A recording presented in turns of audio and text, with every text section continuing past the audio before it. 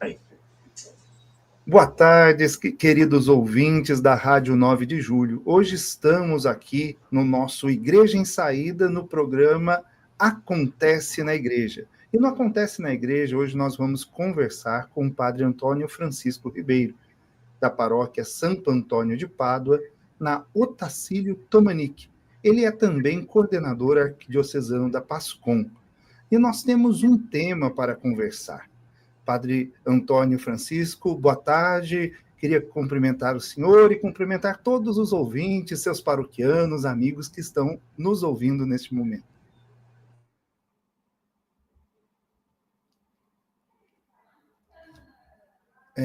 Boa tarde a todos, ouvintes da Rádio 9 de Julho, convidados aqui a participar do programa, e gostaríamos, então, de poder colaborar, o máximo possível nas informações, nas perguntas que nos forem feitas. Padre Antônio, nós temos um tema aqui: desafios da PASCOM na Arquidiocese e projetos na Casa da Missão Eucarística Voz dos Pobres. O que o senhor diz para nós desse tema? Como colocar esse tema em ação? Tá. Bom, primeiro entender o que é a PASCOM, né? A PASCOM é chamada de Pastoral da Comunicação, onde a igreja no mundo inteiro tenta reunir pessoas capacitadas para poder desenvolver atividades de evangelização, né? E aqui na Arquidiocese de São Paulo, nós já temos a PASCOM há algum tempo. Eu estou já há 2 anos como coordenador da Arquidiocese, e nesses 2 anos, então, nós focamos num trabalho de formação, né, voltado para a comunicação na espiritualidade, nos projetos que nós pretendemos realizar, e principalmente na formação, né.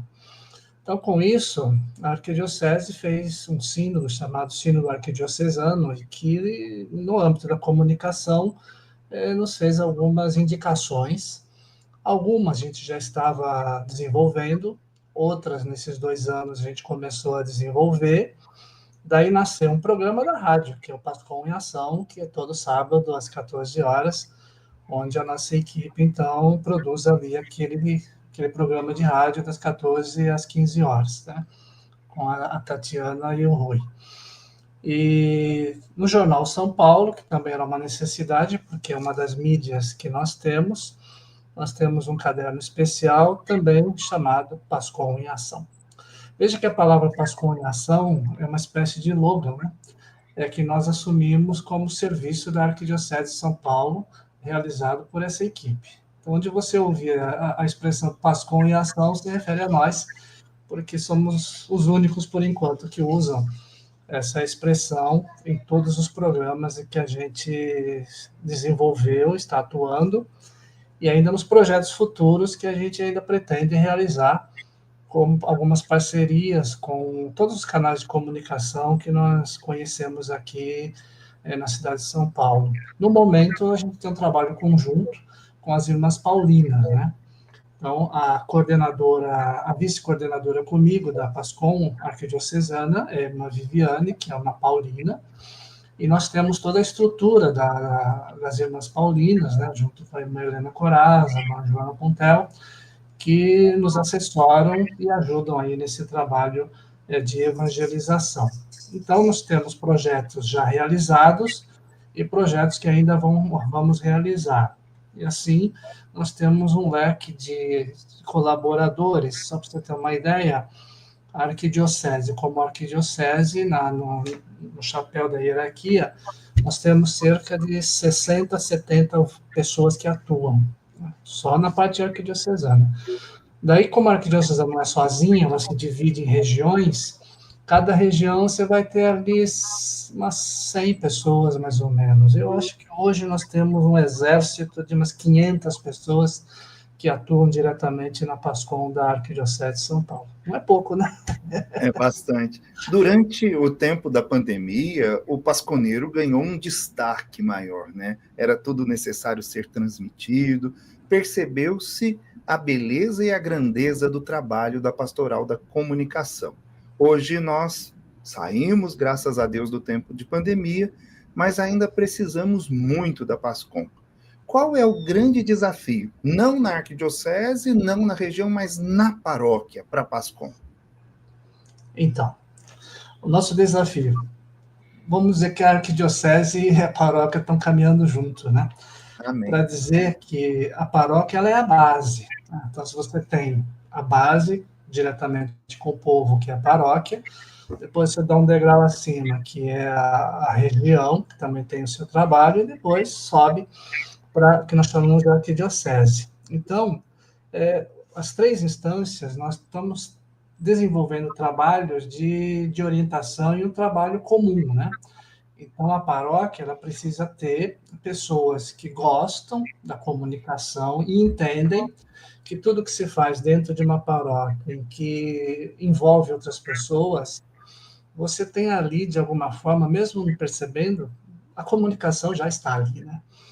Então, a gente só precisa reconhecer, organizar e ampliar essa comunicação.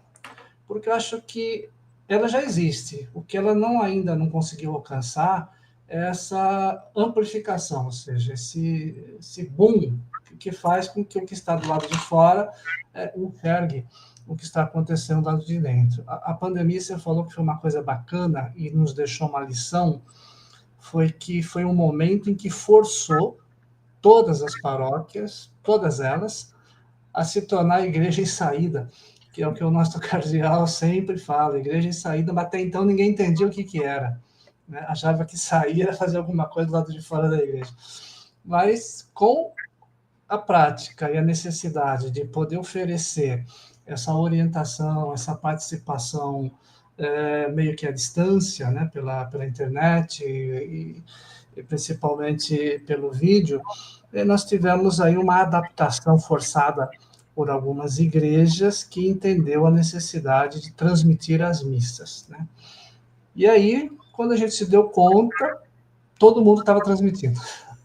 Um ou outro só que não estava, né? E aí a pandemia, de uma certa forma, acabou, e nós já estamos aí vivendo uma fase mais tranquila, e aí isso serviu de gancho para que as paróquias que fizeram esse tipo de trabalho não quisessem perder devido ao alcance, né? Porque quando você trabalha internamente na paróquia, você alcança um grupo de pessoas. Quando você coloca isso na mídia, isso amplifica, isso vai longe, né? Tanto é que tem gente que pode assistir a sua missa ou participar da sua missa lá na China. Ou seja, se você faz ali a transmissão, tem gente que está em outros lugares e querem. É claro que a missa não vai substituir a missa presencial, mas uma ou outra nada impede que o padre que se disponibilize pensando nos paroquianos que já não estão mais no seu espaço físico e que cobram de nós e gostariam, de alguma forma, continuar, né, esse laço de comunhão, mesmo estando longe, né? Então, o serviço da comunicação, ela não é só para o que já está dentro da igreja, que você podia fazer o mural, dar aviso na igreja, na missa, mas ela vai além, porque ela usa das redes sociais para alcançar pessoas, tanto de dentro, que também acompanha, mas muito mais de gente que está do lado de fora. E você, qual a necessidade disso se todas as paróquias fazem? A gente chama de personalidade de comunhão, né? A personalidade de comunhão, ela funciona assim: eu estou ligado emocionalmente a uma paróquia. Eu não estou caçando missa no universo da internet. Mas quando eu tenho um vínculo, já tive um vínculo com uma determinada paróquia, eu não quero simplesmente cortar aquele vínculo. Eu quero ainda manter, porque aquelas pessoas eu conhecia, aquelas pessoas caminharam comigo, aquelas pessoas fizeram comunhão naquela igreja comigo. Hoje, por força da circunstância, eu tive que mudar, eu tive outro compromisso em outros lugares, já não estou mais naquele ambiente paroquial, mas a pessoa não quer perder essa comunhão, ela não quer perder esse vínculo. E às vezes o único canal que ela tem de poder participar e ter essa comunhão, não digo se é felizmente ou infelizmente, é a internet, né? Então, eu vejo que alguns padres têm alguma resistência em relação a isso, porque eles acham desnecessário, porque o que eles acham de comunicação já acontece dentro do ambiente da paróquia. Mas eu sempre falo, querido, mas isso aí eu faço tranquilo também. O meu desafio é alcançar quem está do lado de fora. Se não for por esses meios, qual acesso essa gente vai ter? Não é verdade? Por isso, um site, um Facebook, um Instagram, até esses videozinhos de TikTok que a gente coloca também nas redes, o pessoal não faz ideia do retorno, né? O quanto você tem de retorno, tanto dos seus próprios paroquianos, que também vêm, quanto daqueles que estão do lado de fora, né? E lado de fora eu digo o mundo, né? Porque a internet te leva para qualquer canto, e isso faz com que a evangelização ela crie um vínculo de unidade muito maior do que aquela que você tem na sua paróquia. Padre, o senhor poderia deixar uma mensagem para o pasconeiro, para ele viver a sua espiritualidade a partir da comunicação? O que o senhor diz para o pasconeiro do dia de hoje, do mundo de hoje? Olha, quem quer ser pasconeiro, tantos que já estão, né, nesse leque que eu conheço, em torno de 500 pessoas, e quiser participar na sua própria paróquia, conversa com o seu pároco, mostra para ele a necessidade dessa ampliação da comunicação, se dispõe a ajudar a acontecer tudo isso, mas não perca o foco de que nós somos cristãos e o que vem antes é a nossa comunhão com Deus, a nossa comunhão com Jesus e a nossa comunhão na própria paróquia onde estamos, que é a oração, né? A irmã Viviane, como Paulina, ela sempre insiste, né? A gente não faz nada sem a oração, porque o suporte da comunicação é a oração, né? Então, a gente pode pensar muito no profissionalismo do trabalho, na edição de vídeo, na edição de fotos, de imagem. É muito amplo o que nós chamamos de mecanismos da comunicação. Mas a gente não pode focar só nessa produção, mas aquilo que antecede, que é o testemunho, né? O que o Papa Francisco diz, a comunicação católica tem que tocar o coração. E para eu poder tocar o coração, eu preciso ter algo para oferecer que toque esse coração. É, E a fonte, a irmã diz, querido, o que toca o coração é aquilo que te tocou primeiro, que é a sua comunhão com Jesus, seu testemunho. ninguém dá aquilo que não recebeu, né? E não tem, exatamente. Então, o pasconeiro precisa ser uma pessoa de fé, porque esse entusiasmo com Deus, o seu testemunho de amor com Cristo, e o seu desejo de amor, de solidariedade em relação ao próximo, é que, na verdade, faz a diferença. Você sabia? Porque fazer matéria, construir texto, fazer vídeo é muito fácil. Agora, botar nesse vídeo o coração é que é difícil. E me permita, o padroeiro da paróquia que o senhor trabalha, Santo Antônio de Pádua, é um exemplo de comunicador, né? E uma inspiração para todo mundo que quer comunicar. Pois é, quando o bispo me nomeou pároco da Santo Antônio, eu falei, poxa vida, eu estou numa paróquia que leva o meu nome, Antônio, né?